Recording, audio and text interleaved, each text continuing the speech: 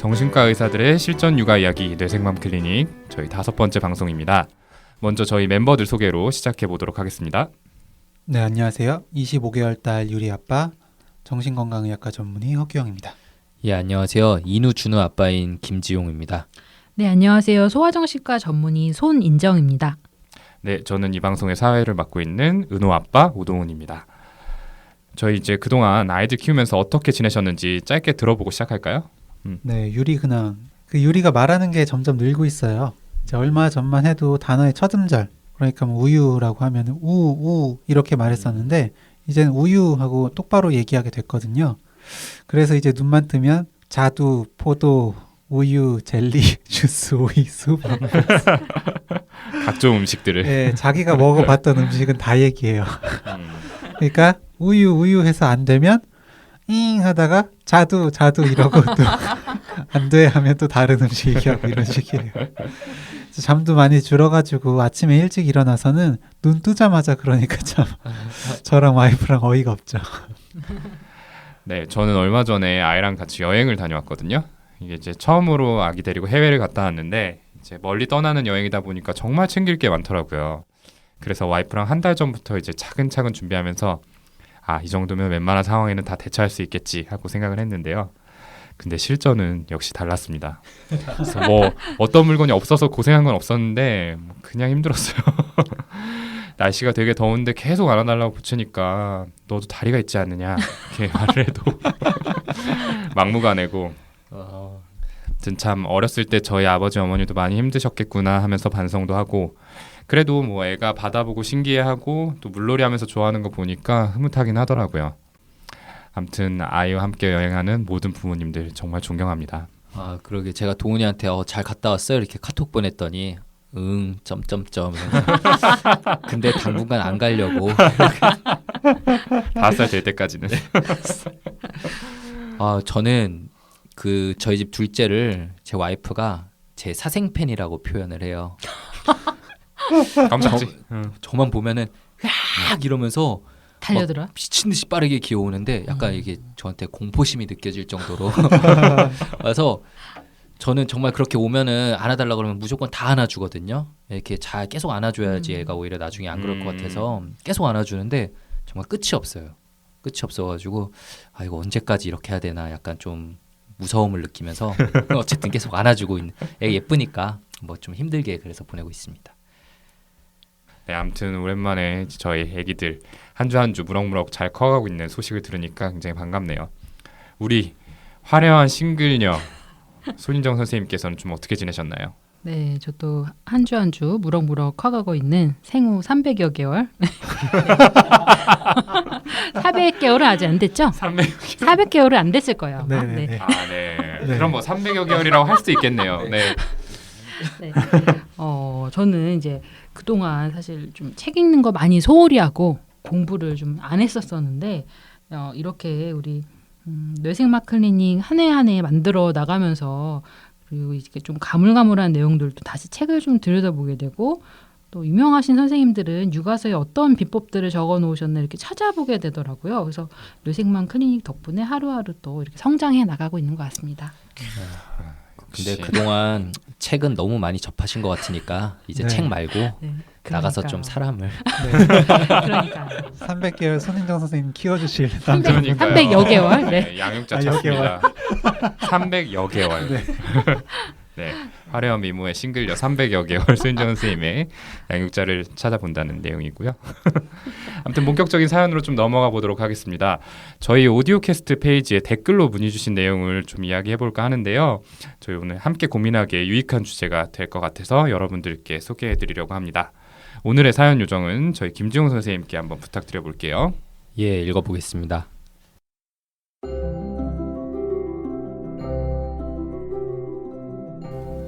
첫째는 돌이 지났고 현재 둘째를 임신 중인 엄마입니다. 첫 돌까지는 원하는 것을 바로 충족시켜주는 게 좋다고 해서 많이 안아주며 키웠는데요. 그래서 육아가 많이 힘들기도 했지만 첫째 아이와는 애착 형성이 잘 된 것 같아 뿌듯하기도 합니다. 그래서인지 첫째 아이는 손 탄다 라고들 하잖아요. 그렇기 때문에 애착 형성에 좋다고도 하고요. 그런데 첫째 아이 키울 때 많이 안아주고 원하는 것을 바로바로 들어주었던 것이 너무 힘들어서인지 둘째는 태어나서 좀 울더라도 많이 안아주지 말아야지 다짐했었는데 막상 낳을 때가 다가오니 고민이 되네요. 곧 태어날 둘째는 손 타지 않게 키워도 괜찮을까요? 라고 저희에게 답글을 달아주셨습니다. 네, 댓글 달아주신 군자 엄마님께 감사의 말씀을 먼저 드립니다. 다들 좀 어떻게 들으셨나요? 네, 사연 보내주신 군자 엄마님께서 첫째 아이를 애정으로 정성으로 열심히 키우시면서 얼마나 힘드셨으면 둘째를 어떻게 키워야 할지 그런 고민을 하게 되셨을까 하는 생각이 들었어요. 실제로 많은 부모님들이 어린아이를 키우면서 겪게 되는 어려움이다 보니까 너무 달래주면 손 타서 고생한다. 이런 경고의 말까지 전해 내려오는 거겠죠. 네, 그쵸. 아이를 달래도 잘 달래지지 않다 보면은 아무래도 부모도 사람이다 보니까 순간적으로 밉고 야속한 감정이 생길 수도 있고요. 너무 즉각적으로 그때그때 달래주고 안아주게 되면은 울고 때를 쓰고 요구하는 아이의 행동을 혹시 강화해 나가는 건 아닐까 이런 생각이 들 수도 있죠. 그래서 둘째 아이부터는 신생아 때부터 기를 들여야 된다는 생각에 우는 아이를 일부러 꾹 참고 달래지 않으려 하고 이러다 보면은 이런 방식이 아이에게 맞는 걸까 이런 마음이 좀 복잡해질 수도 있을 것 같아요. 네, 정말 힘들게 키우셨다 보니까 둘째를 낳기도 전에 이렇게 사연을 보내주셨구나 싶고 그 어머님의 고민의 깊이가 느껴지네요. 사연을 듣고 나니까 멤버분들 아이들은 어땠을까 궁금한데요. 왜 100일의 기적이라고들 할 만큼 첫 3개월은 특히 이렇게 힘들다고 하던데요. 그쵸. 저는 이 군자 엄마님의 이 댓글이 무슨 이렇게 드라마 시그널처럼 1년 전에 제 와이프가 쓴 게 아닌가 싶을 정도로 저희 집에서 똑같은 고민을 했어요. 나이 차이도 거의 비슷하고. 근데 이제 아까 규영이가 말한 울 때 바로 안아주면 손 탄다라는 말을 어르신들께서 주로 하시더라고요. 제 경험상에는. 근데 정신과 의사로서 제가 배운 게 뭐냐면 이렇게 우는 아이를 바로바로 안아주면 그 행동이 강화될 것 같지만 더 울게 될 것 같지만 실제로는 그 아이가 좋은 애착을 형성해서 나중에 덜 울게 되는 아이로 된다라는 게 저희가 배운 내용이잖아요. 네, 그렇죠. 네, 그래서 그 내용을 이제 와이프 귀에 못이 박히게 자주 얘기했고 저랑 와이프 둘 다 노력해서 첫째를 그렇게 키웠어요. 그 뒤에 애착이 잘 형성된 것 같아서 이렇게 느낌에 뿌듯한 것도 군자 엄마님하고 똑같고 둘째를 이제 앞두고 고민했던 것도 이제 똑같네요. 근데 제 기억에 와이프가 분명히 둘째는 이렇게 못 키우겠다, 너무 힘들다 이런 말을 했었는데 결국 키우다 보니까 첫째 때랑 똑같이 하고 있어요. 그리고 둘 다 스킬이 좀 늘어가지고 애가 뭘 원하는 건지 그 이전만큼은 조금 더 잘 알아채는 것 같아가지고 첫째 키울 때만큼은 이렇게 힘든 것 같진 않거든요. 근데 손희정 선생님이 말한 그 100일의 기적, 그 첫 3개월이 힘들다 이런 거는 보통은 이렇게 수면 문제가 제일 큰 부분을 차지하는 걸 것 같아요. 그렇지 않나요? 네, 그 100일의 기적이 100일 때 통잠 잔다고, 아니, 통잠까지는 아니더라도 하여튼 쭉 길게 잔다고 해서 맞아요. 100일의 기적이니까요. 그때 생각하면 이제 참 퇴근하고 나서 아이 보다가 겨우겨우 이제 잠을 들게 했는데 애기들이 이제 100일 전에는 자다가도 수시로 깨서 모유나 분유 찾잖아요. 기저귀도 또 계속 갈아줘야 되고 그렇게 깊게 못 자다가 한 새벽 4, 5시쯤 되면은 그때 또 깨서 이제 또 울면은 정말 미쳐버릴 것 같았던 예, 그런 기억이 좀 납니다. 제발 찾아. 인정이 잘 듣고 있으라고. 그럼 이제 와이프랑 서로 비몽사몽 간에 지난번엔 내가 했으니까 이번엔 자기가 좀 타 이렇게 계속 미루고 그랬었는데 맞죠. 그러면은 너 아까 안 일어나고 자서 내가 했다 이러면서 저는 자발적으로 많이 했던 것 같은데. 네? 저는 자발적으로 자기 너무 힘들지. 아마 내가 자발적으로 탈게. 막 며칠에 한 번 정도 했을 거예요. 일주일에 한 번 하니까 네. 해야죠. 그땐 아니었어요.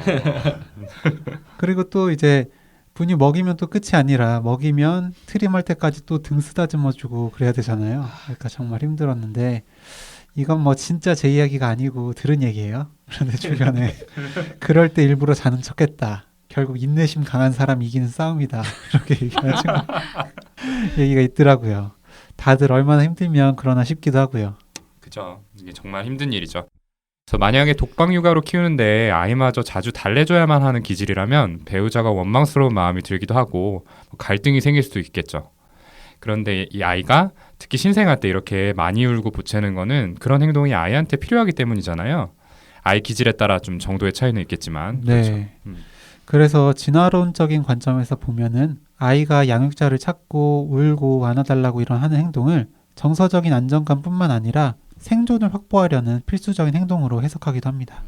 네, 맞아요. 그래서 아이가 자신을 보호해주는 애착 대상을 찾고 살피고 하는 애착 행동은 애착 대상과 항상 이제 가까이 있음으로써 안전해지려는 그런 본능적인 행동이거든요. 근데 신기한 것은 이제 엄마가 밖에서 일을 하시고 아빠가 주 양육자이신 경우에도 여전히 아기가 엄마를 찾는 행동을 보이는 경우가 많다는 건데요. 애착을 연구하는 여러 학자들은 아기가 엄마 자궁에서 엄마 목소리를 듣고 자란 경험으로 이런 현상을 설명하기도 하더라고요. 그런 식으로 좀 설명해 볼 수도 있겠네요. 근데 우리가 정신과 트레이닝을 하면서 이 양육자의 민감성과 반응성 이 두 가지가 아주 중요하다라고 배웠잖아요. 네, 민감성과 반응성. 어렵지만 아이의 상태와 원하는 걸 민감하게 알아차리고 또 알맞은 반응을 해주어야 아이가 정서를 조절하는 경험을 해 나간다고 하죠. 우는 아이를 달래주지 않은 경험이 반복되면 울어도 소용이 없다는 걸 학습하게 돼서 겉으로는 덜 울게 될 수도 있겠지만요. 이게 아마 손 안 타게 애들 키워야 한다 이런 말이 나오게 된 이유일 텐데요. 사실 정신과적으로 보면은 아이의 애착 형성이나 정서에는 좋지 않죠. 네, 그렇죠. 이 어릴 때는 원하는 걸 바로 즉각 반응을 해줘야지 아이가 세상을 믿을 만한 곳이다. 또 타인들을 믿을 만한 사람들이다. 이렇게 인식을 하게 돼요. 이 부모의 응답을 통해서 아기는 위안을 얻고 시간이 지날수록 자기 마음을 알아준다고 느껴서 덜 울고 더 참을 수 있게 되는 거거든요. 그런데 방치받는 경험을 하게 된다면 이 타인과 세상에 대해서 좀 부정적으로 인식하게 될 수가 있어요. 그래서 세상에 대한 안정감이 없으니까 자신감과 자립심을 기르지 못하고 아무래도 행동도 좀 위축될 수가 있죠. 저도 정신과 의사니까 좀 여기에 맞춰서 아이를 그렇게 키우려고는 하는데 이게 정말 쉽지 않은 거는 예, 저도 네. 잘 알고 있습니다. 이 댓글 주신 분도 정말 힘드셨을 텐데요. 애착 형성이 잘 된 것 같다니까 힘들었던 만큼 보람도 굉장히 크실 것 같다는 생각이 드네요. 네. 그 민감하고 적절하게 반응해주는 부모가 키운 아이는 그렇지 않은 아이에 비해서 성인이 된 후에도 스트레스에 덜 예민하다 이런 연구 결과들이 있기도 해요. 근데 이제 아마 청취자분들께서 그런 민감하고 적절하게 반응한다는 게 구체적으로 어떤 건지 궁금하실 것 같은데요. 우는 아이를 예로 들어보면 우는데도 여러 이유가 있을 수 있잖아요. 안아달라는 걸 수도 있고 배고프다는 거, 졸린 걸 수도 있고 기저귀 갈아달라는 걸 수도 있죠. 이제 민감하고 적절하게 반응해주는 부모는 아이가 안아달라고 울면은 막 재빨리 들어올려서 부드럽고 조심스럽게 안아주면서 아이가 안겨있고 싶어하는 동안만 그렇게 해준다고 해요. 아이의 이렇게 리듬과 요구에 맞추어서 조율하는 게 민감성의 핵심이라고 할 수 있는데요. 이게 참 말이 쉽지 실제로 해보면 진짜 어렵죠.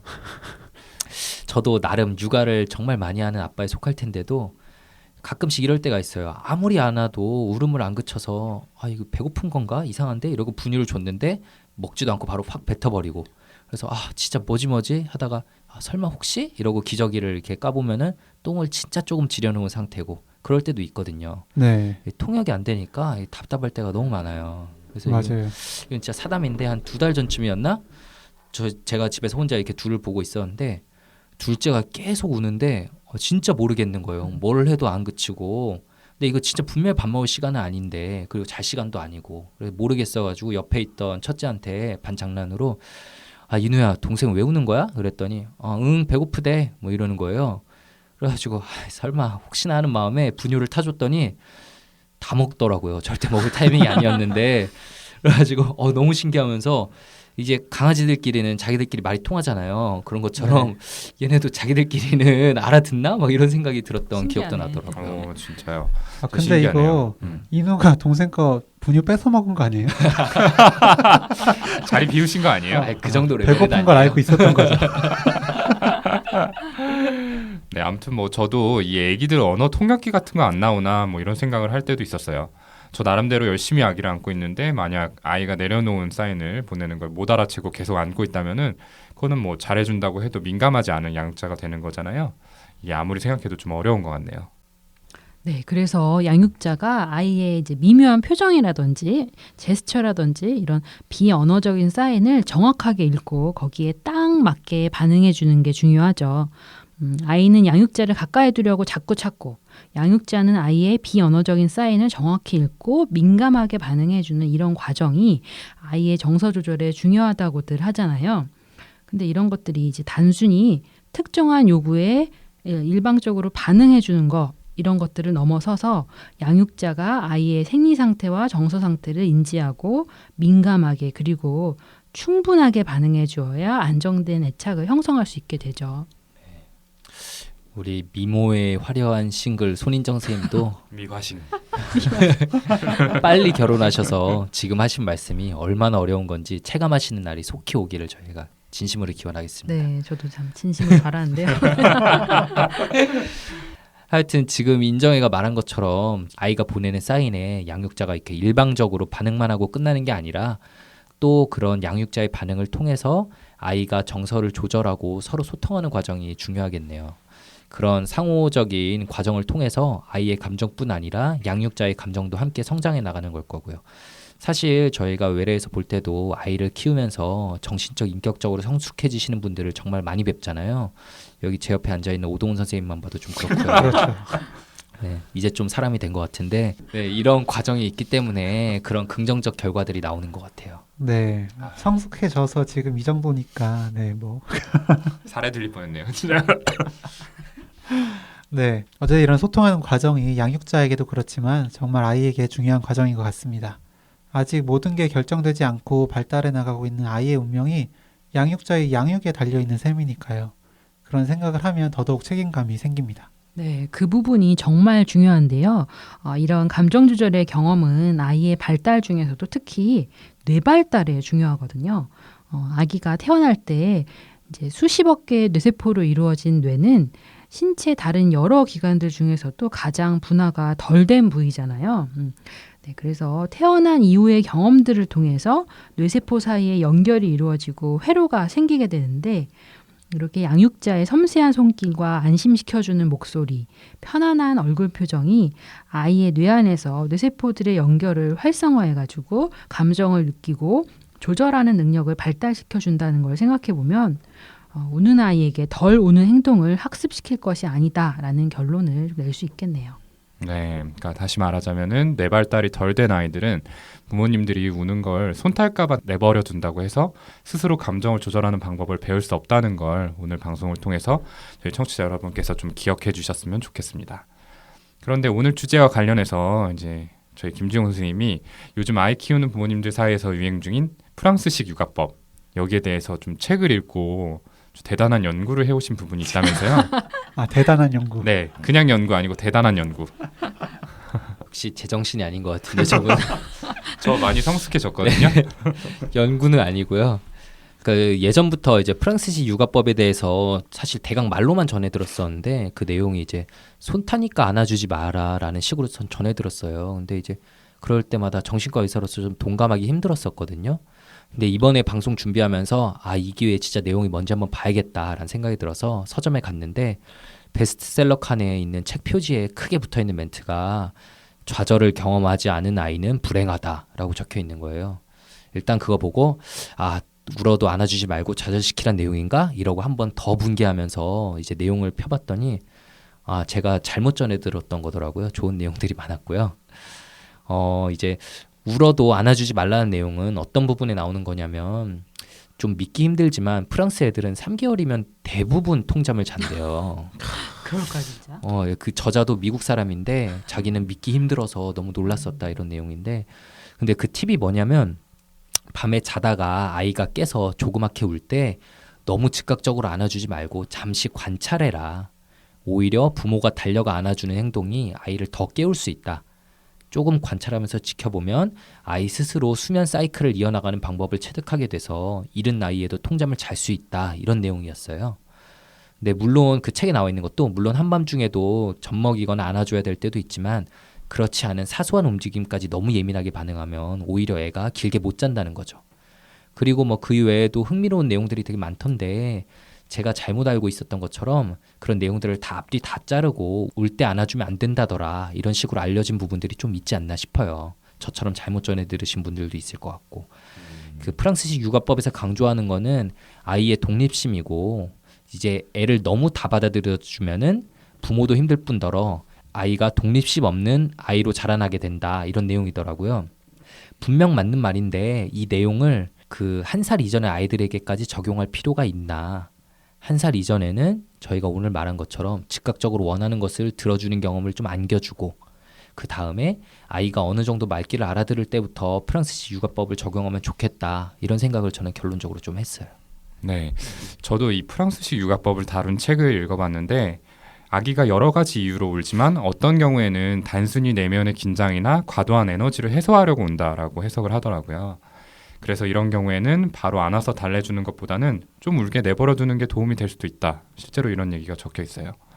근데 중요한 거는 이때 그냥 방치하는 게 아니라 뭐 아기의 머리나 등을 부드럽게 쓰다듬어 주거나 아니면 노래를 불러주면서 좀 이렇게 아기 곁에서 지켜보라고 이야기를 하고 있습니다. 또 물소리 같은 백색 소음이나 뭐 음악 같은 거를 좀 틀어주고 따뜻한 타월을 배에 올려두는 등의 방법도 제시를 하고 있습니다. 이제 아기는 3개월이 지나서부터는 스스로 안정을 찾으려는 노력을 하기 때문에 사랑하는 엄마의 목소리를 들려주기만 해도 힘이 될 수 있다. 이런 이야기를 해요. 그래서 울음소리를 듣자마자 하던 일을 멈추고 바로 뛰어가지 말고 뭐 잠깐 기다려, 곧 갈게. 이런 식으로 먼저 이야기를 하라는 거죠. 이제 그때 엄마 목소리를 들은 아기는 힘을 얻어서 진정할 수 있는 방법을 스스로 찾아낼 수가 있고 부모는 아기의 이러한 능력을 좀 신뢰해야 된다. 이런 얘기인데 나름대로 일리가 있지 않나요? 이런 얘기들. 네. 그래서 저도 김지용 선생님처럼 1세 이후에는 이런 방법을 적용하면 좋겠다라는 생각이 들더라고요. 사실 부모가 모든 욕구를 들어줄 수 없다는 것을 알고 좌절하는 시기가 필연적으로 찾아오는데 저런 방식으로 조금씩 천천히 건강한 좌절을 맞이하는 것도 좋겠다 이런 생각이 들었어요. 네. 저 이제 결혼하기 전에 모던 패밀리라는 미드 아실지 모르겠는데 그걸 봤었는데 거기에 이제 게이 커플이 나와요. 게이 커플이 아이를 입양해서 키우는 장면이 나오는데 갓난아기일 때 입양을 해서 아기가 밤에 수시로 깨죠. 그러니까 깰 때마다 가보다가 너무 힘들어서 야 프랑스에서는 울어도 그냥 놔둔대 하면서 지켜봐요. 그 옆에서 아이가 우는데 이제 그 커플도 같이 울면서 막 지켜보다가 결국 이제 못 참고 다시 달래러 가는 그런 에피소드거든요. 그 아이를 낳고 또 이제 제가 이제 육아책을 또 보는데 그 책은 이제 저자가 영국 분이셨어요. 근데 프랑스식 육아법처럼 잘 때 무조건 가보는 건 좋지 않다 이렇게 써놨더라고요. 물론 저도 돌전에 그렇게 하는 건 영아 돌연사 증후군도 걱정이 되고 또 뭐 큰 의미도 없을 것 같아서 돌 지나면서 그쯤부터 좀 적용을 해봤거든요. 너무 크게 울거나 아니면 일정 시간 지나도 그치지 않는 경우가 아니면 좀 힘들어도 지켜봤는데 금세 아이도 잘 자고 저희 부부도 잘 잘 수 있게 되니까 정말 좋더라고요. 좀 이론적으로 좀 말씀을 드리면 자기 심리학의 창시자인 코엇이라는 분이 계세요. 이분은 아이와 양육자 사이의 상호작용을 미러링이라는 거울이나 이제 반사의 개념으로 설명을 하셨었거든요. 또 적절한 좌절에 대해서도 이야기를 했는데 그 아이가 배고프면 먹여주고 또 울면 달래주고 웃으면 함께 기뻐하는 이런 미러링을 통해서 아이는 살아가는 힘을 얻게 된다고 합니다. 그런데 항상 아이가 원하는 대로 다 해줄 수는 없고 적절한 좌절, 그러니까 옵티멀 프러스트레이션, 이 앞으로의 좌절을 이겨내는데도 필요하다고 합니다. 이 적절한 좌절이 프랑스식 육아에 나오는 이런 좌절과 좀 통하는 부분이다라고 생각이 들었거든요. 근데 이제 자기 심리학에서도 강조하는 건 이 적절한 좌절이라는 게 아이가 견뎌낼 수 있는 정도의 좌절이거든요. 그러니까 프랑스식 육아를 한다고 해서 무작정 내버려 두는 거 아니라는 거 좀 알아두셔야 될 것 같습니다. 네, 좋습니다. 이렇게 오늘은 이제 둘째 출산을 앞두고 첫째 아이처럼 계속 좀 안아줘서 키워야 될지 아니면 뭐 손을 타게 되는 거는 아닌지 이런 걸 걱정하는 분의 사연으로 이야기를 나눠봤는데요. 이렇게 많은 분들이 좀 궁금해하실 수 있는 주제에 대해서 이야기하실 수 있게 소중한 댓글 남겨주신 분께 다시 한번 감사드리고요. 저희는 앞으로도 많은 부모님들과 육아에 대한 고민을 함께 나누고 싶습니다. 그런 의미에서 사연 보내주실 메일 주소 소개드릴게요. brainformam@gmail.com입니다. brain 숫자 4 mom gmail.com이고요. 많은 분들의 사연 기다리고 있겠습니다. 그러면 5번째 방송 여기서 마무리 짓고 저희는 다음 시간에 더욱 유익하고 의미 있는 이야기와 함께 찾아뵙도록 하겠습니다. 감사합니다. 감사합니다.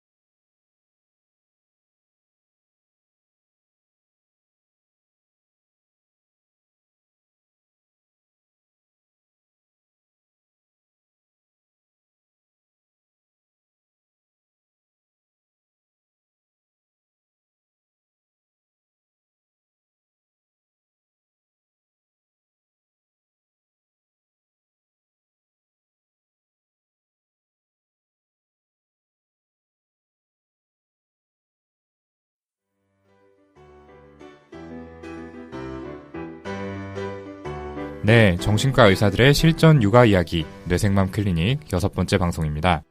매번 그렇듯이 먼저 저희 멤버들 소개로 시작을 해보겠습니다. 네, 안녕하세요. 내일이면 26개월 되는 유리 딸 아빠 허규영입니다. 네, 안녕하세요. 인우, 준우 두 아들의 아빠인 김지용입니다.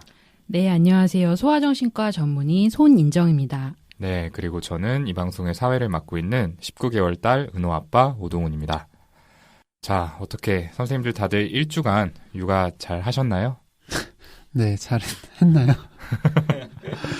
그 유리가 아니야에 이어서 싫어라는 말을 배웠어요. 전에는 무조건 이제 다 아니야였는데 이젠 다 싫다 그러네요.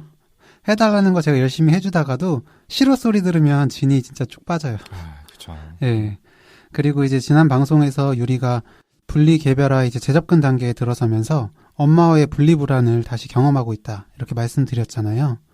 와이프가 친구 만나러 간다고 이제 저랑 유리랑 이렇게 둘이 있을 기회가 있었는데 예전에는 저하고만 있어도 잘 놀았어요. 뭐 또 놀이터 가자고 하면 또 바로바로 따라 나오고 그랬는데 그때는 진짜 한 30분 이상 계속 엄마 보여달라면서 어떻게 해도 계속 우는 거예요.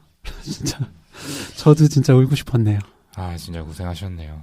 이렇게 애들이 좀 의사가 확실해지면서 더 힘들어지는 점이 있는 것 같아요. 이제 저희 애는 아침에 그렇게 짜증을 많이 내거든요. 이제 누가 잠을 깨운 것도 아닌데 혼자 일찍 일어나서 뭐 이거 해라 저거 해라 뭐 이렇게 요구를 하는데 이제 사실 저희는 이제 잠결이기 때문에 잘 못 알아들을 때가 있잖아요. 아니면 이제 깨 있더라도 다른 일을 하느라 원하는 거를 바로바로 해주지 못할 때가 있는데 그러면은 바로 소리를 질러요. 아니야! 이거 아니야! 아니야! 근데 저희 애가 울림통이 좀 큰 것 같아요. 그래서 한번 울거나 소리를 지르면은 막 집안 전체가 울리거든요. 이제 그러면 저도 속이 부글부글 이제 하기 시작하죠. 이제 애가 잠이 덜 깨서 그렇겠지 하고 이제 참자 하기는 하는데 가끔은 욱해서 야단을 칠 때도 있어요. 저는 저희 두 번째 방송에 나왔던 이야기 있잖아요. 그 애들 둘이 장난감 가지고 싸울 때 스티커 붙여서 서로 구분할 수 있게 하라는 손인정 선생님 조언을 듣고 네네. 그때 들으면서 와 이거다. 이게 우리 집에 해야 되는 거구나. 이러고 생각해서 와이프랑 집에서 한번 해봤는데 완전 망했어요. 일단 둘째는 뭐 스티커가 뭐가 붙어있던 간에 다 덤벼들고 첫째는 아유 원래 다 내 건데 왜 스티커를 붙이냐. 이거 파란색은 인우 거고 빨간색은 준우 거야. 이러니까 아니야 스티커 떼 다 내 거야 이러는데 손인정 선생님 이거 어떻게 된 겁니까? 저 같은 청취자분이 더 계실까봐 약간 불안하긴 한데요. 네. 네, 사실 이 색깔 스티커 방법은 다른 사람의 것에 대한 어떤 소유 개념을 이해해 나갈 수 있는 나이에 해볼 수 있는 방법인데 아직 그 지용 오빠 둘째가 아직 너무 어리다 보니까 이렇게 좀 서로 다른 스티커의 의미를 몰라서 협조가 좀 안 될 수밖에 없는 나이인 것 같고 또 인우는 동생이 협조가 전혀 안 되니까 스티커를 붙이는 게 좀 의미가 없어지기도 하고요. 그래서, 네, 그래서 이런 것들을 혼자 규칙을 지키기는 억울해질 수 있고 또 그래서 원래 다 내 거라고 하는 게 아닐까 이런 생각이 드는데요. 아이들이 조금 더 자란 후에 한번 좀 다시 시도해보는 걸 권유해보고 싶고요. 그리고 제일 중요한 건 아이들에게도 스티커의 의미를 배워가고 또 이제 변화해 가는데 시간이 걸린다라는 메시지인 것 같아요. 그래도 직접 이렇게 집에 가서 시도를 해봤다고 하니까 놀랬고 이렇게 행동하는 아빠라는 건 너무 칭찬받을 만한데요. 와이프가 네. 붙였습니다. 스티커. 네. 아무튼 뭐 이거는 소유 개념이 없는 아이들한테 스티커를 강요한 김지용 선생님 잘못이라는 생각이 들고요. 참 이렇게 부족한 아빠인데도 감싸주는 거 보면은 역시 손인정 선생님이 참 의사라는 생각이 듭니다. 아무튼 뭐 사담은 이 정도로 짧게 끝내고 오늘의 사연으로 바로 넘어가 보도록 하겠습니다. 손인정 선생님 오늘은 어떤 육아 고민이 사연으로 왔을지 소개 부탁드릴게요. 네, 사연 소개해 드릴게요. 저는 18개월 아들이 있고 둘째 임신 17주째인 임산부입니다. 한 번 유산으로 인해 회사를 그만두면서 첫째를 바로 임신하게 되었고요. 양가 부모님은 모두 일을 하고 계셔서 도움을 받을 수 있는 상황이 안 됩니다. 신랑은 출퇴근 4시간, 집에 빨리 와도 저녁 10시 이후가 되다 보니 독박 육아를 하고 있는데요. 신랑은 평일에 자도 5시간 이상 자기가 힘들어서 주말이면 피곤할 텐데 저 조금 더 자라고 아침밥 먹이고 아이하고 놀아줍니다. 얼음 빨래는 한 주에 한 번 돌려도 되는 만큼 얼음 빨래와 쓰레기, 분리수거 버리는 것을 신랑이 맡아 할 정도로 잘하고요. 평일 늦은 시간 퇴근 이후에도 30분 이상 아이하고 놀아주고 자정이 넘어 잡니다. 그런데 저는 왜 이렇게 힘들기만 할까요? 요즘 생각이 많아집니다. 계획된 임신이었음에도 불구하고 내가 아이를 싫어했었나 의문도 갖게 되고 모성애가 없다는 생각도 들기도 하고 엄마 자격 없다는 생각을 많이 가지게 됩니다. 둘째를 갖고 나서 감정 기복이 엄청 심해졌습니다. 하루는 당연한 걸 그래 예쁜 말만 골라 하면서 잘 놀아주는 날이 있는 반면 하루는 큰아이를 대하는 것처럼 아침부터 짜증과 등짝을 몇 번이고 때리는 날이 있습니다. 왜 그런지 모르겠지만 둘째 임신 후 불면증이 생겼고 새벽에는 4-5시간 정도 잠을 청하며 어느 날은 자려고 노력해도 아침까지 잠을 못 자고 일어날 때가 있습니다. 잠을 이기지 못해 낮에 잠깐 누워있다 보면 잠이 들곤 하는데요. 누워있으면 아들이 머리에 올라가 뭉개고 잡아당기고 머리 한 움큼이 빠져서 어느 날은 너무 아파서 아이 등짝을 여러 번 때려가면서 정신 나간 여자처럼 소리를 고래고래 지르기도 하고 어느 날은 아파도 참고 잠이 들어 정신 차리고 나면 아들내미가 제 머리 쪽에서 잠들어 있습니다. 아들을 똑바로 눕히고 얼마나 잤는지 시계를 보면 10분 내로 저는 오래 자지도 못하고 금방 깨버리는데요. 피곤해도 충분한 수면을 취하지 못하다 보니 피곤함은 몰려오고 아이에게 또다시 짜증을 내고 있는 제 모습을 보게 됩니다. 엄마가 아침부터 짜증내는 날이면 아이도 하루 종일 불안해서 저 밥도 못 먹게 하고 화장실 가지도 못하게 하고 옆에 조금만 떨어지면 계속 안아달라고 보챕니다. 임신 사실을 알고 나서 계획에 없던 어린이집을 알아보니 국공립은 바라지도 않고 민간은 보내려고 해도 주위에 없고 가정 어린이집 3군데를 알아보니 하나같이 둘째 출생신고하고 나서 기다리셔야 할 것 같다라고 하더군요. 맞벌이가 우선이다 보니 둘째를 출산하고 출생신고하더라도 20번 전후로 되는 현실. 임신기간 지금도 첫째에게 미안하면서도 마음처럼 안 되는데 둘째 출산하고 두 아이를 혼자 케어하려고 하다 보면 어떻게 될지 말로만 듣던 산후 우울증이 나에게 오는 건 아닌지 조금 걱정됩니다. 아, 네. 정말 사연 잘 들어봤습니다. 참 마음이 많이 아픈데요. 이 스스로도 아이에게 짜증을 내기 싫은데 순간적으로 짜증나고 또 난 후에 드는 죄책감 때문에 더욱 힘들어하시는 것 같다는 생각이 들었어요. 네. 아, 그러게요. 진짜 저렇게 밤새 불면에 시달리시고 그런데 아침부터 밤까지 또 독박 육아를 해야 하고 게다가 또 임산부의 몸으로 하시는 거니까 뭐 얼마나 힘드시겠어요. 몸이 힘들면 마음의 여유도 줄어들 수밖에 없잖아요. 전에 방송에서 저도 얘기한 적이 있는 것 같은데 저도 몸이 건강할 때는 아이가 안아달라 그러면 뭐 웃으면서 다 받아주다가도 허리 디스크 때문에 아침부터 아픈 날은 정말 그러면 안 되지만 짜증을 참을 수가 없더라고요. 네. 물론 아이는 그 상황을 이해하지 못하니까 제가 짜증을 내면은 자기도 불안해져서 더 안아달라 그러고 그래서 이런 사연자분의 상황이 머릿속에 그려지시면서 너무 안타까웠어요.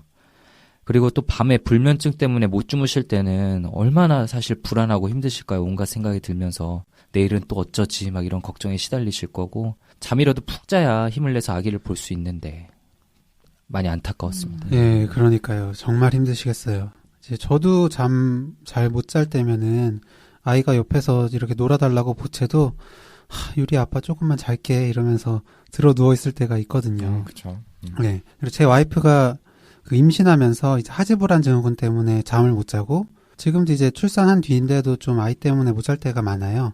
그래서 밤기가 어두운 저와는 좀 달라서 아이가 조금만 소리를 내도 깨는데 그러다 보니까 너무 피곤하고 힘들어서 결국 일도 좀 줄였거든요. 저희는 아이가 하나인데도 이렇게 힘든데 지금 이제 임신하신 상태에서 이제 아이 키우는 게 정말 힘드실 것 같고 그렇죠. 좀 남일 같지 않게 좀 느껴졌습니다. 네, 힘에 부치시면 고래고래 소리를 지르고 또 때리고 후회하고 우울해지고 이런 악순환이 반복되네요. 사연 속의 어머니가 너무 안타깝다는 그런 마음이 들어요. 네. 지금 다들 말씀해 주신 것처럼 이 사연자분은 힘드실 수밖에 없는 상황이죠. 사연 내용들을 간추려보면 독방 육아에다가 밤 10시는 돼야 오시는 남편, 그리고 12시는 돼야 잠드는 아기, 둘째 임신 후 발생한 감정 기복과 불면증까지 있잖아요. 이 중 하나만 있어도 힘들 것 같은데 이것들이 동시에 있는 상황이 힘들지 않다면 그게 더 이상할 것 같아요. 그런데 저희가 그동안은 아이들의 문제에 대해서만 이야기를 나눴었는데 이번에는 좀 다르죠. 일단은 사연자분께서 어떤 상태이신 건지, 어떤 문제를 가지고 계신 건지에 대해서 이야기를 해보면 좋을 것 같아요. 네, 저는 육아 경험은 없지만 지금 동훈이가 쭉 얘기한 상황들을 머릿속으로 상상만 해봐도 정말 힘들 것 같아요. 사실 저희 진료 볼 때면 불면증 하나만으로 찾아오시는 분도 너무너무 힘들어 하시잖아요. 네, 네. 맞아요. 네, 잠이라도 푹 주무셔야 기분을 회복하고 또 아침에 상쾌하게 일어나서 육아를 시작하실 수 있으실 텐데 참 걱정이네요. 얼마나 피곤하시면 첫째가 머리에 올라가 잡아당기고 하는데도 모르고 주무시겠나 이런 생각이 들고요.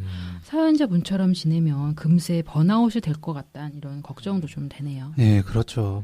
저도 사연 들으면서 이분 번아웃 증후군은 아니실까 하는 생각이 들기도 했는데요. 이제 뭐 신체적, 정신적 스트레스가 계속 쌓여서 무기력증이나 심한 불안, 자기 혐오, 분노, 의욕 상실 등의 이런 증상들이 몰려오는 걸 말하는데요. 특징적으로 수면이 질이 나빠지고 성격이 변한 것처럼 짜증이 늘어나기도 하죠. 그런데 이렇게 짜증이 많이 나고 무기력하고 잠도 잘 못 자는 것들이 사실 우울증의 증상들일 가능성도 있어요. 특히 이제 저희가 사연에서 소개해드리진 못했지만 굉장히 좀 부정적 사고도 이제 써주셨었거든요. 그런 것들을 보면 또 우울증일 가능성이 높다 이런 생각들도 좀 했었고요. 실제로 90% 정도는 번아웃 증후군과 우울증의 진단이 겹친다고도 하고요. 그 두 가지를 구분하는 중요한 차이가 번아웃 증후군은 어쨌든 증상을 일으킨 원인이 뚜렷하게 있다는 거고 이 부분이 해결되면 증상도 나아질 수 있다는 의미이긴 한데요. 근데 이분 같은 경우에 그 원인이라는 육아가 중단될 수가 없는 거잖아요. 그리고 또 점차 만삭이 되면서 더 힘들어질 테니까 앞날이 깜깜하게만 느껴져서 더 힘드실 것 같습니다. 그러니까요. 진짜 어린이집이라도 가면은 문제의 많은 부분이 해결될 것 같다는 생각이 드는데 그것도 쉽지가 않으니까 제가 이제 직장을 쉬면서 육아만 한 기간이 있었는데 이게 진짜 농담이 아니고 직장이 그립더라고요. 네. 정말로. 휴일만 돼도 그런데요. 퇴근한 후에 짧게 아이 볼 때도 힘들다고는 느꼈는데 정말 쉬는 시간 없이 쭉 아이를 보니까 완전히 다른 개념이에요. 저도 이 사연자분의 번아웃된 상태 그리고 여러 부정적인 생각까지 떠오르는 모습들에서 우울증에 걸리신 게 아닌가 생각이 들었어요. 이분이 이제 사연 막판에 산후 우울증에 걸리면 어떻게 될까 이런 걱정을 하셨다고 하는데 지금 상태도 정말 우울증일 수 있겠다. 흔히들 우울증이라고 생각하면은 굉장히 우울한 감정만 생각을 하시는데 기분이 꼭 우울한 것뿐만 아니라 짜증이 많이 늘어나는 형태의 우울증도 있거든요. 네, 많죠. 네. 그리고 또한 사연자분께서 둘째를 가지신 후에 감정 기복과 불면이 시작되었다고 하셨잖아요. 임신을 하게 되면은 이 체내의 호르몬 체계에 급격한 변화가 생기게 되고 그런 변화들에다가 스트레스까지 겹쳐지면 기존에 우울증에 걸린 적이 없던 분들에게서도 임신 중 우울증이 발생할 수가 있어요. 네, 맞아요. 이게 저희가 직접 면담하면서 질문을 드릴 수 있는 게 아니고 사연글에 의지해서 추측을 하는 것이다 보니까 확실하게 진단을 내릴 수는 없지만 저도 김종훈 선생님 말씀하신 것처럼 임신 중 우울증의 가능성이 꽤 있다고 봐요. 임신이란 내 몸 안에 생명체가 하나 더 자라고 있는 거니까 당연히 그 이전과 달리 엄청난 호르몬 변화가 신체에 생기게 되고 이런 것들이 기분에 영향을 줄 수 있죠. 근데 따로 언급을 안 하신 거 보면 아마도 첫째 때는 이런 임신성 우울증이 없으셨던 것 같아서 오로지 이 호르몬의 변화에 의해서만 발생한 거라기보다는 이 힘든 육아 과정에서 받는 스트레스까지 두 가지가 합쳐져서 우울증이 생겼다고 보는 게 맞을 것 같아요. 네. 네, 지금의 이 어머님 상태는 혼자서 이렇게 참고 견디고 헤쳐나갈 수 있는 수준을 많이 넘어섰다고 생각이 되고요. 그래서 이렇게 우울증으로 인해서 감정 기복이 심해지고 화를 참기 어렵다 보니까 갑자기 아이를 때리게 되는 충동적인 행동을 또 원치 않게 하시게 되는 아이에게도 어머니에게도 좀 위급한 상황이다. 이렇게 좀 생각에 걱정이 됩니다. 네. 저희가 지금 우울증 가능성에 대해서 좀 얘기를 했는데 또 가능성이 있을 수 있다고 생각이 드는 게 1차적으로 우울증이 먼저 발생한 게 아니라 이제 먼저 생긴 불면증에 의해서 2차적으로 짜증 그리고 감정 기복 등이 생긴 것일 수도 있겠다는 생각이 들어요. 사람이 잠을 못 자게 되면 예민해질 수밖에 없잖아요. 게다가 사연 내용을 보면 진짜 밤새 한숨도 못 주무실 정도로 불면증 정도가 심하신 것 같고 게다가 또 임신 후에 생긴 불면증이니까 허규영 선생님이 아까 언급하기도 했던 하지불안 증후군 등에 의한 그런 가능성도 저희가 살펴봐야 될 것 같아요. 그렇죠. 네. 철결핍성 빈혈에 의해서 그런 것들이 발생할 수도 있고 그럴 경우에는 철분 교정을 통해서 불면이 손쉽게 해결될 수도 있는 거잖아요. 네, 맞습니다. 이렇게 여러 가지 원인이 있을 수 있으니까 이것들을 잘 파악하고 들여다보는 과정이 정말 중요하다. 이렇게 말씀을 드릴 수 있겠는데요. 이제 저희가 육아 방법에 대해서만 이야기하던 평소의 뇌생맘 클리닉 방송과 달리 이번 방송에서는 너무 힘든 상태의 사연자분의 추정 진단, 또 우울증, 불면증 이런 것들을 얘기를 하고 있는데 당연히 추정 진단만 말씀드리고 끝내는 게 아니라 치료 방법에 대해서도 말씀을 드려야겠죠. 그런데 임산부 분들의 치료는 저희 정신과 의사들한테도 좀 부담스럽고 힘든 일이잖아요. 이제 우울증 치료에 있어서 주된 무기가 약물인데 이 약물에 있어서 아무래도 좀 제한이 있을 수밖에 없으니까 그런 부분이 있죠. 네. 태중의 아기도 약물의 영향을 당연히 받기 때문에 약물 사용이 많이 제한되죠. 그렇기 때문에 임산부께는 약물 치료보다는 면담 치료, 상담 치료, 그리고 이제 광치료 등 이런 비약물적인 치료를 먼저 시도해 보게 돼요. 하지만 그럼에도 불구하고 증상이 악화될 경우에 리스크가 낮다고 알려져 있는 약물들을 조심스럽게 사용하게 되는데요. 심한 우울증의 경우에 어머니도 위험할 수 있지만 계속 잘 못 자고 잘 못 먹고 심한 스트레스를 받을 경우에 뱃속에 있는 아이에게도 안 좋은 영향을 미칠 수 있거든요. 약으로 인해서 안 좋은 영향을 받을 위험성보다 어머니의 우울증이 뱃속 아기에 미칠 악영향이 훨씬 더 크다라고 판단이 되면 그때는 조심스럽게 약물 치료를 해야 되죠. 우선적으로는 정신과에서 면담과 양육 상담을 받으셨으면 좋겠고 그것만으로도 회복이 될 수 있지만 효과가 부족하다면 주치의 선생님께서 약물 치료를 고려하실 수도 있을 것 같네요. 네, 저도 이제 굉장히 좀 조심스럽지만 약물 치료를 고려해 보셨으면 좋겠다는 생각이 들어요.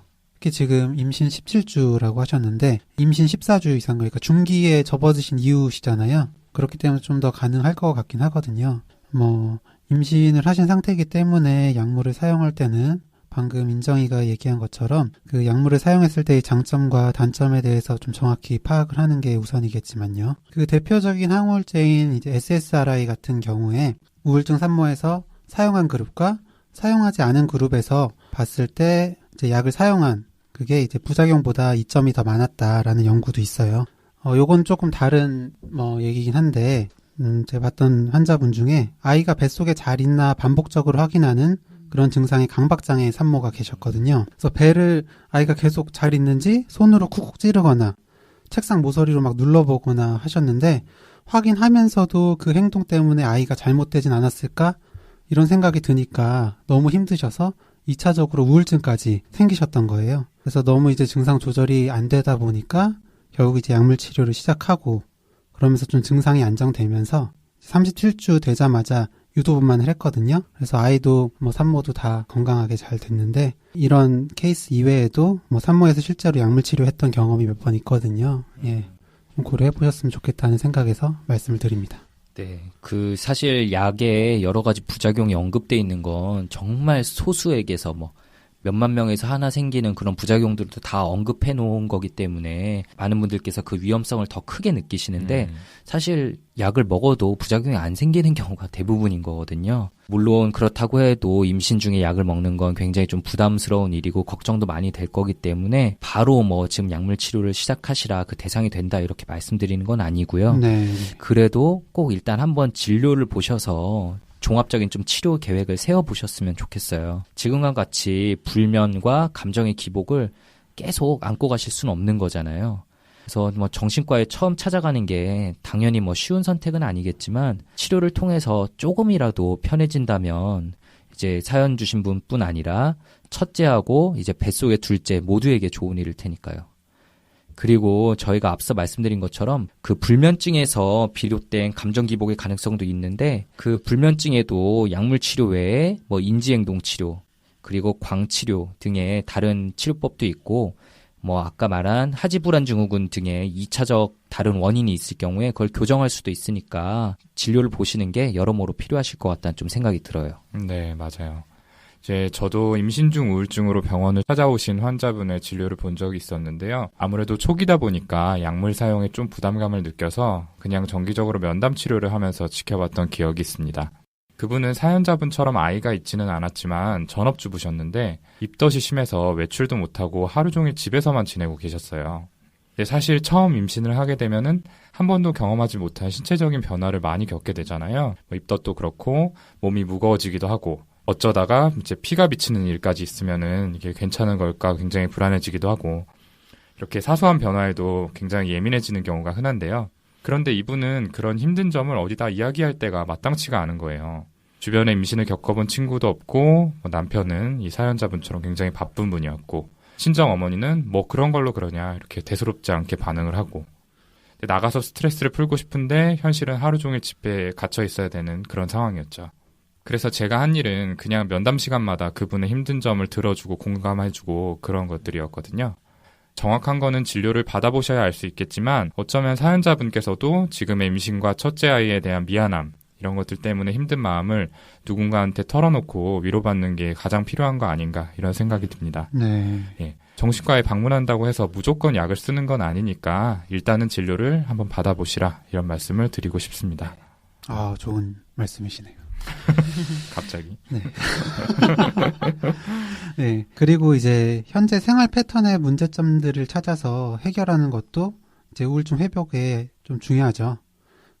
지금 주된 스트레스 상황은 대부분 양육에서 오는 것들인데 지금 사연자분께 그 양육 방법에 대해서 드릴 수 있는 조언은 어떤 게 있을까요, 손은정 선생님? 네, 우선 이 사연을 저도 듣다 보니까요, 좀 생각을 하게 되는데, 이렇게 늦은 시간에 퇴근해서라도 매일 30분씩, 그죠? 예, 이렇게 놀아주신다는 아버지가, 정말 대단하다는 생각이 들었어요. 저는 5시 반에 퇴근해도 집에 가면 뻗을 때가 있거든요. 그렇죠. 네, 아버지 이렇게, 입장에서 노력하고 계시는 거죠. 그렇죠.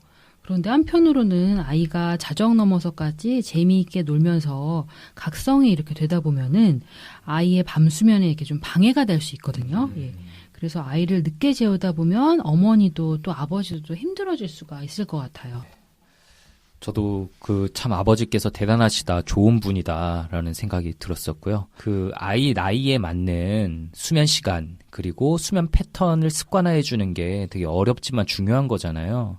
근데 저도 솔직히 애가 몇 살 때쯤엔 몇 시에 자는 게 좋다, 이런 거를 잘 몰라요, 정신과 의사인데. 그래서 지금 여기 있는 2명을 포함한 뭐 제 주위의 정신과 친구들을 봐도 모두 다 집에서 아기들 자는 시간이 다르더라고요.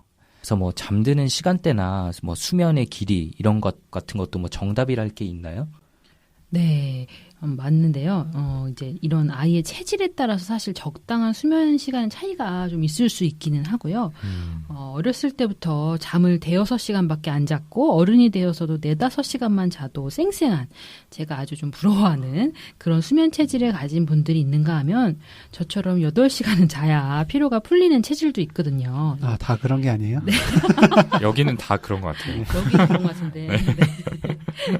네, 그래서 지금 아이에게 필요한 건 규칙적인 수면 습관을 배워들게 해주는 거라고 생각이 되고요. 이 18개월 무렵 아이들에게 적당한 수면 시간은 밤잠은 11시간 내외, 그다음에 낮잠은 하루 한 번 2시간 내외, 이 정도라고 이제 생각이 되고요. 그리고 규칙적인 시간에 잠들도록 일정 시간에 눕도록 하는 연습을 해나가시는 걸 권유해드립니다. 밤잠의 경우에 늦어도 밤 10시 전에는 눕도록 해주시고요. 조곤조곤 책을 읽어주신다거나 자장가를 불러주시는 방법을 시도해보시면 좋겠어요. 반면에 자기 전에 아이와 또랑또랑한 대화를 너무 많이 나누는 거는 뇌의 각성을 불러올 수 있다는 것도 함께 말씀드립니다. 네. 규칙적으로 자는 게 가장 중요하고 개인차는 있지만 그래도 밤 10시 전에는 자는 게 좋다는 거군요. 저도 막 애가 10시 넘어가는데도 막 쌩쌩해 있고 진짜 각성된 상태로 흥분해 있고 이럴 땐 정말 난감하더라고요. 제 조카가 예전에는 밤만 되면 얼음물을 달라 그러길래 제가 왜 그러지 이러면서 유심히 봤더니 더 놀려고 잠을 깨려고 그러는 거더라고요. 남다르네요. 네. 제 천재인데 막 이 생각을 했었는데 근데 저희 밤에 뭐 뇌부자들 녹음 준비 때문에 사실 밤 10시, 11시 넘어서 저희가 그룹 콜을 할 때가 있잖아요. 네. 11시 이후에 많이. 네, 그럴 때 보면 저희가 다 애기 재우고 하는 건데 보면은 보통 동훈이네 집에서 아기가 항상 깨어 있더라고요. 증거가 네. 나네요. 애기 울고 있고 막. 네, 그 증거고 애기 나이 들어서까지 보존해두고 싶네요. 아무튼 요새는 그나마 좀 자는데 한동안 고생을 많이 했어요. 이제 뭐 잠은 일찍 들기는 드는데 얼마 못 자고 깨가지고 다시 놀기 시작하는데요.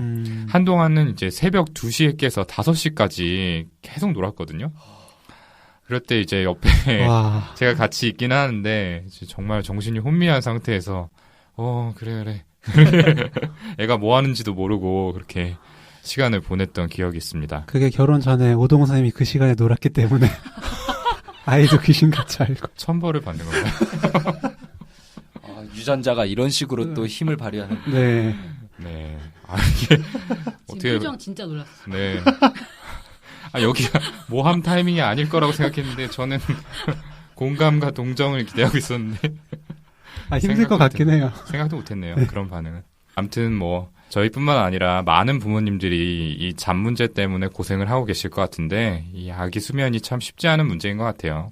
그러고 보니까 이번에 저희가 이 6화 방송을 준비를 끝낼 무렵쯤에 이 사연 메일을 통해서 수면 교육에 대해서 여쭤보신 분이 한 분 계셨습니다. 이제 수면에 대한 얘기가 나온 김에 같이 간단하게 좀 답해드리는 게 좋을 것 같은데요. 방송 말미라 사연을 다 소개하기는 힘들고 간단히 내용을 요약해서 좀 소개해드릴게요.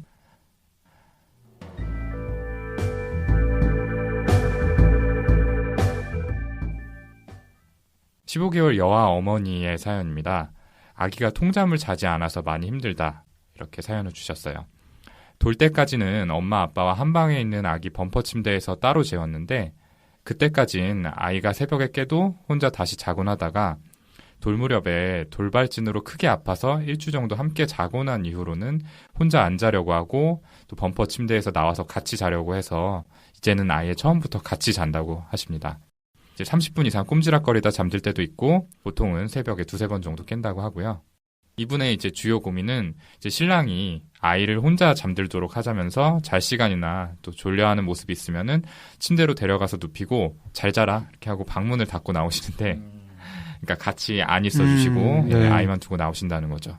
아이는 처음에는 20분 정도 계속 악을 쓰고 그 다음에는 10분, 그 다음에는 5분 이런 식으로 막 쓰는 시간이 줄어들기는 했대요. 그래서 이 메일을 보내시는 시점에는 뭐 으앙으앙 몇 번 울더니 그냥 잠이 든다 이렇게 말씀을 해주셨고요. 근데 이 사연을 보내주신 어머님께서는 어두운 방에 아이를 혼자 두고 문을 닫고 나온다는 게 굉장히 아이에게 힘든 시간이 되지 않을까 이렇게 좀 걱정이 되셨나 봐요. 그래서 반대를 했고 지금 이제 신랑 말을 따라서 그렇게 하고는 있지만 여전히 찜찜하다. 이렇게 재워도 되는 거냐. 그리고 또 낮잠은 어떻게 해야 되는 거냐. 이런 점들에 대해서 여쭤봐 주셨네요. 자, 이 질문에 대해서 좀 어떻게 답을 드릴 수 있을까요? 답이 될지 모르겠지만 일단 저희 아이랑 좀 비슷한 부분이 많다 이런 생각이 들었고요. 지난 방송에서도 말씀을 드렸었는데 유리도 돌 때까지는 저희랑 같이 자다가 이후로는 다른 방에서 재웠어요. 잘 때도 잘 자 인사하고 모빌 음악 틀어주면 혼자서도 잘 잤었는데 여기 사연자분 애기처럼 한번 감기로 이제 고열이 났던 영향인지 아니면 이제 분리개별화 제적군 단계라 그런 건지 이젠 혼자 안 자려고 그래요. 그래서 지금은 와이프가 옆에서 잘 때까지 같이 있어주다가 나오거든요. 새벽에 깨서 저희 방에 오면 시간에 따라서 뭐 좀 일찍 깼으면 아이 방에 다시 눕히고 올 때도 있고 좀 늦게 오면 그냥 같이 잘 때도 있고 뭐 좀 상황에 따라서 좀 다른데요. 혼자 잠들도록 하는 건 가능은 하겠지만은 사실 처음에 20분이나 악을 쓰고 우는 동안 아이가 너무 힘들지 않았을까 사연자분처럼 네, 걱정이 돼요.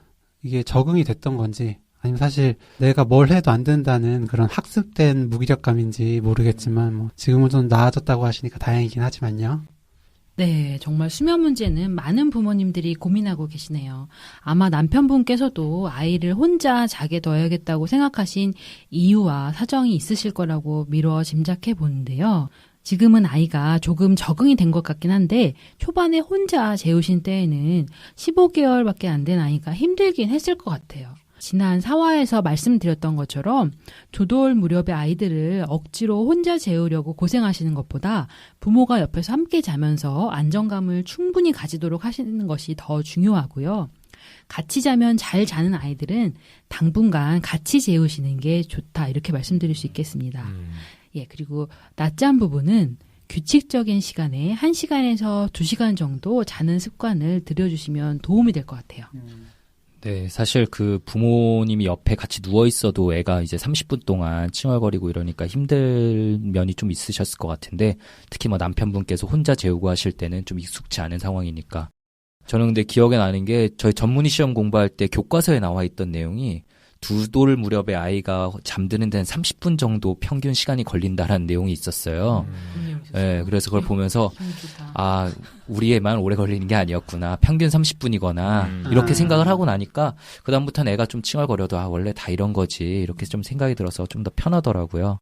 이 사연 주신 분 아이가 유별난 게 아니다. 원래 다 그런 거다라는 점을 꼭 말씀드리고 싶고요. 뭐 결국 지금 남편분께서 선택하신 수면 교육 방법 자체가 이게 틀린 건 아니지만 조금 너무 이른 시기에 시작해서 아이가 힘들었을 것 같다는 얘기고요. 저희가 드리고 싶은 거는 어두운 방에 혼자서 남아있는다는 게 어머니가 걱정하신 것처럼 사실 아기에게는 많이 무섭고 힘든 일인 거거든요. 잠드는 것 자체도 아이들은 좀 불안한 일이라 마음의 위안을 찾고자 아마 옆에 있는 엄마 손을 잡고 머리 잡아당기고 등등 이런 행동을 할 때 좀 더 편하게 자잖아요. 네. 예. 아까 규영이가 얘기한 학습된 무기력이란 것처럼 아이가 20분 동안 울다가 이제는 뭐 울어도 소용없구나 이런 걸 알게 돼서 울지 않고 도움을 포기한 게 아닌가 이런 생각이 들었는데 엄마 아빠 사이에 합의가 잘 되어서 2돌이 지날 때 정도까지는 아이와 같이 자다가 이후에 현재 그 수면 교육 방식을 다시 적용해 보는 게 가장 좋은 해답이 될 것 같다는 생각이 들고요. 낮잠이든 밤잠이든 일관된 방식으로 재우시는 게 필요할 것 같다는 얘기를 드리고 싶습니다. 네, 좋습니다. 이렇게 수면 교육까지 좀 짤막하게 얘기를 해봤는데요. 아무래도 많은 분들이 관심을 가지고 계시는 주제인 것 같아서 조만간 저희가 방송에서 수면 특집을 마련해서 자세하게 이 부분에 대해서 이야기를 해보려고 계획을 하고 있습니다. 아이 수면으로 고민하는 부모님들 계시다면은 저희한테 사연 보내주시면은 저희가 좀 다뤄보도록 하겠습니다. 그러면 이제 마지막으로 오늘 원래 사연 주신 분께 한 분씩 간단하게 조언 드리면서 마무리하도록 해보죠. 먼저 김주영 선생님부터. 네, 오늘 저희가 이제 뭐 우울증 가능성이 있다. 그리고 본인과 아이들에게 안 좋은 영향을 미칠 수 있다. 이런 설명을 드렸는데 이것 때문에 스스로를 더 자책하시게 되는 건 아닐까 좀 걱정이 되기도 해요. 현재 부정적인 생각이 계속 드시는 상태니까요. 그런데 이게 절대 사연자분께서 뭐 잘못하신 게 아니거든요. 예, 그렇죠. 예, 뭐 예를 들어서 임신성 고혈압, 임신성 당뇨 이런 질병에 걸렸다고 아 이게 나의 잘못이다라며 자책하시지는 않잖아요, 보통. 임신으로 인한 내 몸의 호르몬 변화를 마음대로 조절할 수 있는 게 아니니까 너무 자책하지 마시고 회복하는데 최대한 집중을 좀 하시면 좋을 것 같아요. 네. 그 둘째를 계획해서 임신하셨다고 하셨잖아요. 그 정도였다면 정말 첫째를 키우면서 행복하시고 아이를 원체 이제 좋아하셨기 때문에 그렇게 계획하셨다 이렇게 생각이 들거든요. 네, 그만큼 지금 부정적 사고나 자책 등의 증상이 심하신 것 같으니까 꼭 정신건강의학과 내원하셔서 진료를 받아보시는 게 좋겠습니다. 네, 저도 힘내시라고 꼭 말씀드리고 싶어요. 그리고 저희 뇌생맘 클리닉에 이렇게 사연을 보내주시고 오늘 저희와 고민을 함께 하신 것이 지금의 힘든 마음을 견디시기만 할 게 아니라 치유하실 수 있는 계기가 되셨으면 꼭 좋겠습니다. 네, 저는 이 사연자분께서 아이와 분리돼서 조금씩이라도 자신만의 시간을 갖는 게 필요할 거라는 생각이 들어요. 지금 양가 부모님께서 아이를 봐주시기도 어렵고 어린이집도 대기가 긴 상황이다 이렇게 말씀을 해주셨는데 이 전일제 어린이집이 아니더라도 뭐 아이 돌봄 서비스나 시간제 보육 같은 제도가 있거든요. 이 아이돌봄 서비스는 뭐 아마도 어머님이라면 아실 텐데 도우미가 집으로 와서 아이를 봐준다는 장점이 있는 반면에 조금 대기가 길다고 해요. 반면에 시간제 보육은 이제 근처 어린이집에 일정한 금액을 내고 원하는 시간만큼 아이를 맡기는 건데요. 이 맞벌이가 아니신 경우에는 월 40시간까지는 시간당 2,000원에 이용이 가능하다고 합니다. 뭐 이 경우에는 특별히 대기해야 되는 건 아니고 가격도 저렴한 편이니까 한 번씩 아이를 맡기는 거를 좀 고려해 보시면 좋겠어요. 그래서 그 시간 동안에는 혼자서 쇼핑도 하시고 또 카페도 가시고 이렇게 리프레시를 좀 하시는 거죠. 하다못해 뭐 집에서 좀 편안하게 잠을 잘 수도 있고요. 그래야 사연자분께서도 이렇게 아이에게 좀 더 애정을 많이 표현할 수 있는 심리적인 여유가 생기실 거라는 생각이 듭니다. 그리고 마지막으로 앞서 김지훈 선생님, 다른 선생님들도 마찬가지로 말씀해 주신 것처럼 임신 중의 우울은 누구에게나 찾아올 수 있는 것이니만큼 사연자분께서 스스로를 막 부족한 엄마다 이렇게 자책하시지 않으셨으면 좋겠어요. 오늘 이렇게 많은 분들께서 궁금해하실 수 있는 주제에 대해서 얘기하실 수 있게 남겨주신 사연자분께 다시 한번 감사하다는 말씀을 드리고요. 저희는 앞으로도 많은 부모님들과 육아에 대한 고민을 함께 나누고 싶습니다. 그런 의미에서 사연 보내주실 메일 주소 한 번 더 소개해 드릴게요. brainformam@gmail.com입니다. brain 숫자 4 mom @gmail.com이고요. 그러면 저희는 6번째 방송 여기서 마무리 짓고 다음 시간에 더욱 유익하고 의미 있는 이야기를 들고 다시 찾아뵙도록 하겠습니다. 감사합니다. 감사합니다.